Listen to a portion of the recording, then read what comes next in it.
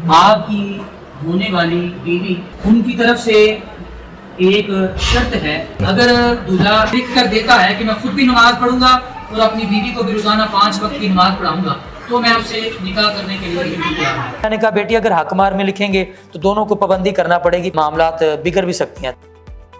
Social media पे एक video viral होती है जिसमें मुफ्ती रफाकत साहब जो है एक निकाह पढ़ा रहे हैं। निकाह में जो शरायत रखी गई दुल्हन की तरफ से थी कि 5 वक्त की नमाज चाहिए मुझे, और अगर सुस्ती से नमाज ना पढ़ूं तो मेरे शौहर को ये हक है कि वो मुझ पर सख्ती कर सकता है। ये पहला ऐसा निकाह था जो मुफ्ती रफाकत ने पढ़ाया। उस निकाह नामे के बाद उस कपल का क्या रिव्यू था, वीडियोस वायरल होगी, वीडियो वायरल करने वाला कौन था? ये तारीख में फर्स्ट टाइम हुआ है 5 नमाजों का जो जिक्र है। उस बहन ने जो मुतालबा किया, उसने कहा जी मेरी ख्वाहिश है कि मेरा शोहर जो है वो मुझे 5 वक्त की नमाज लिख कर दे, खुद भी 5 वक्त की नमाज पढ़ेगा और मुझे भी पाबंदी करवाएगा। अगर मुझसे कोताही हो जाए, सुस्ती हो जाए तो मुझे सख्ती के साथ मुझे नमाज पढ़ाए। फिर मैंने कहा बेटी अगर हक मार में लिखेंगे तो दोनों को पाबंदी करना पड़ेगी, कल को लोग भी बातें करेंगे और मामलात बिगड़ भी सकती हैं। तो उसने कहा फिर आप चाहे जहां मर्जी लिखें। मैंने कहा शरायत में लिखेंगे, हक मार में आपका शरई हक मार जो 10,000 रुपया वो हम लिखेंगे, और ये नमाजों का जो आप फरमा रही हैं कि 5 वक्त की नमाज आप भी पाबंदी करेंगी, आपका शोहर भी, ये हम शरायत में लिखेंगे। उसने कहा ठीक है जहां मर्जी लिखें,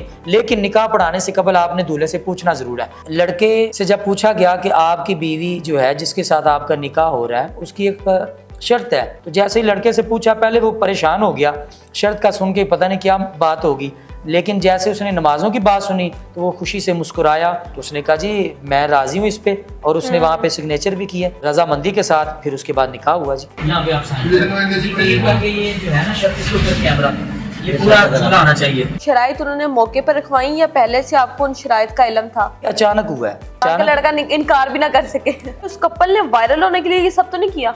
इसका बेहतरीन जवाब यही है कि अगर उन्होंने वायरल होने के लिए किया होता तो आज यहाँ पे मेरे साथ वो बैठे होते या मेरे बगैर वो होते, मैं यहाँ पे ना होता। दोस्त अहबाब तो उनसे राब्ते में है कि जी आप इंटरव्यू दें, वो कहते हैं हमने आना ही नहीं, ना हमारा मकसद था मशहूर होना, तो अब हमारे लिए दुआ करें कि अल्लाह हमें इस्तिकामत दे और नजर बात से बचाए। मेहमान आए थे, उन्होंने वीडियो बनाई और फैमिली मेंबर्स के पास थी। पीर को निकाह हुआ है, अगले दिन सुबह व्हाट्सएप ग्रुप में गई है और किसी ने टिकटॉक पे लगा दी, जिस वजह से तकरीबन पूरी दुनिया से लोगों ने बड़ी इज्जत दी है इस वीडियो को। अगर पैसा कमाना या मशहूर होना उनका मकसद होता तो वो अपने किसी अकाउंट से वीडियो अपलोड करते और लाखों रुपए कमाते। इसके बाद तो फिर बहुत से लोग आपसे इस तरह के निकाह नामे पढ़वा रहे होंगे और कह रहे होंगे कि हमने भी वायरल होना है, हमें भी वायरल करवाएं, आपसे निकाह करवाते होंगे। जी इसमें कोई शक नहीं है, कॉल्स मुझे आ रही हैं और वो कहते हैं जी हमें कोई बात बताएं। बात बताएं मतलब बताते हैं कोई ऐसा जुमला हमें बताएं कि हम भी मशहूर हो जाएं।